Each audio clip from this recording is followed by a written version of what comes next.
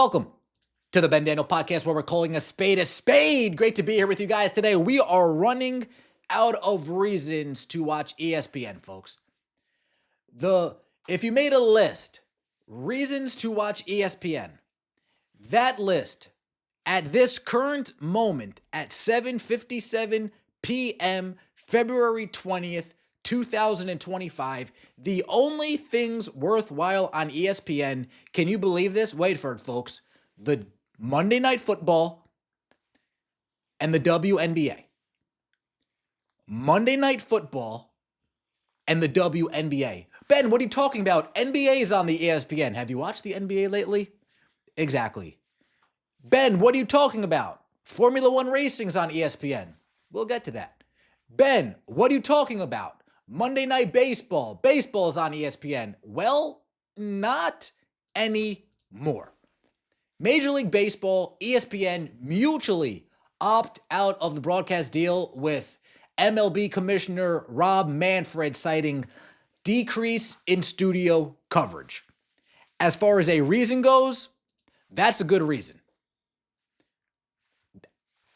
ESPN hates covering Major League Baseball.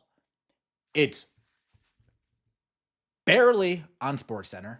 They don't talk about it at all on First Take. They barely talked about the Yankees-Dodgers World Series on First Take. Yeah, maybe they'll have 2 minutes on Around the Horn, or Pardon the Interruption, with Tony Kornheiser and Mike Wilbon. They'll still talk baseball occasionally, but ESPN is balls deep in NFL coverage and NBA coverage. And unfortunately for ESPN, only thing they have that as a live sporting event for the NFL is Monday Night Football. Unfortunately for ESPN, when it comes to their NBA product, the NBA sucks. So ESPN losing MLB, not good for ESPN, but not good for Major League Baseball either. Manfred said in his memo that ESPN had engaged in an aggressive effort to reduce its $550 million year rights fee, using the league's comparable paltry deals with Apple and Roku as rational. Manfred said that ESPN's argument was inept, and as the network has a fully exclusive window, Apple and Roku games, while exclusive, compete with games on other networks, plus the home derby and wild card playoffs. The article goes on to say, more importantly, Manfred cut to the core of the ESPN business model, saying that MLB does not believe pay TV, ESPN's primary distribution platform, is the future of video distribution or the best platform for our content. He cited subscriber figures for ESPN that are lower than any previously reported, 53.6 million homes as of December, and said MLB did not think it beneficial to accept a smaller deal to remain on a shrinking platform. Real quick, touching on this subject, I have ESPN Plus. If all those regional games that they tease you with on ESPN Plus, oh, you can watch this game, but you have to sign into your cable provider. But I have ESPN Plus. Oh, you can watch this game, but you have to sign into your cable provider. But I have ESPN Plus. I'm already paying to have access to what, so I need to get ESPN Plus and then get a cable provider on top of that. Yeah, that doesn't sound like too good of an idea. If ESPN Plus, if all those regional games that they teased you with was on ESPN Plus, I think nobody would have an issue with this deal because all of those regional games would be accessible. They're not, unless you put in your cable provider and regionally you get access to that. That big dropping of the ball from ESPN and Major League Baseball, you just willy-nilly went with that. Shame on you, Rob Manfred. Finally, Manfred chided ESPN for its lack of non-Major League Baseball coverage. ESPN canceled its daily editions of Baseball Tonight in 2017 and largely avoids discussing the sport on its studio shows. Baseball Tonight. Man. With Tim Kirkjian, Harold Reynolds back in the day before he went to the MLB network. Baseball Tonight was the baseball show to go to when I was coming up.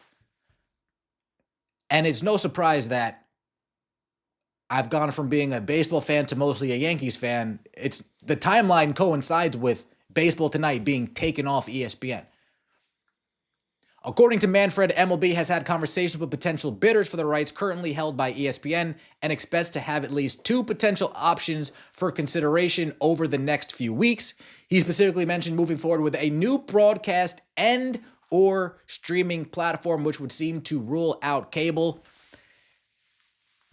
What new broadcast? They have something with Discovery right now. So how are they going to make that work?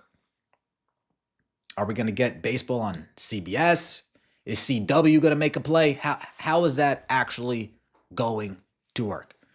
Major League Baseball fans, for the most part, they're happy about this, as ESPN has been a shit partner. ESPN baseball coverage was not good anyway. ESPN put out a statement.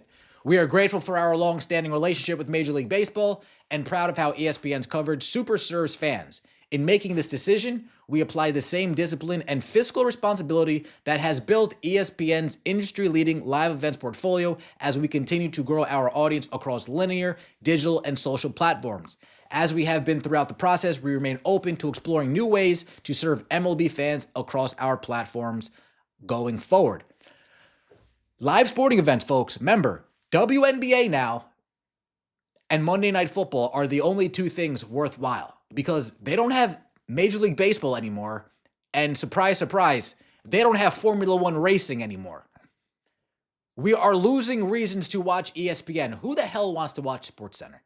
Who really wants to watch First Take? Who really wants to watch NFL Countdown? Nobody. They have no good shows anymore. ESPN has turned into a reality set. And go. No, stop. Do it again and go. The glory days of ESPN are long behind us. Long. ESPN, unfortunately, it sucks to say this, ESPN never recovered from Stuart Scott. Rest in peace, that man's soul. Once that man passed away, unfortunately, it seems like ESPN, any drive of improving, any drive of getting better, just went away with him. Tough. But you gotta call a spade a spade. ESPN loves sports, just not one of the most popular sports in America, one fan says. Mispronounced lots of players' names and did not know the ins and outs of individual teams. Concentrated too much on New York and LA. Yankees fan, they don't care about New York either. They took Michael Kay off the air. He's now only radio. He used to have his own Michael Kay show. Good, now you can spend more time on the WNBA and hot take shows with insufferable millennials. Suckbags. ESPN has become such a joke. Pretty much no reason to watch ESPN during the summer after this decision.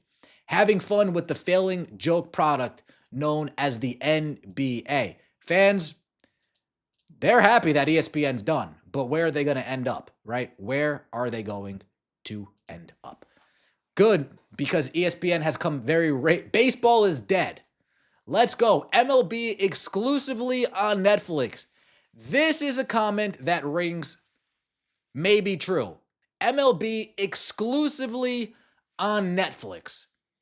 Do you know who else is looking at Netflix for some streaming rights? Exclusivity? Formula One.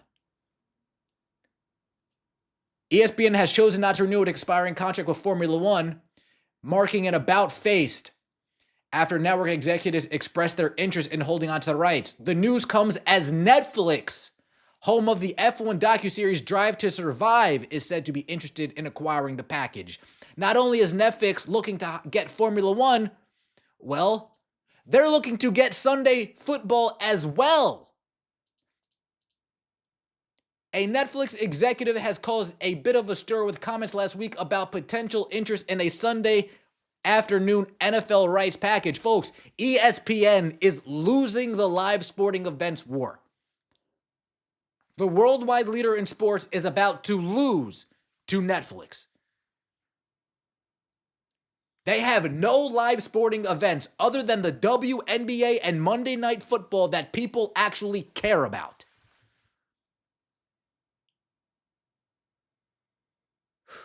You better hope that this Nations Cup makes hockey something that people want to see on a more consistent basis. Because if the NHL doesn't pop off, ESPN.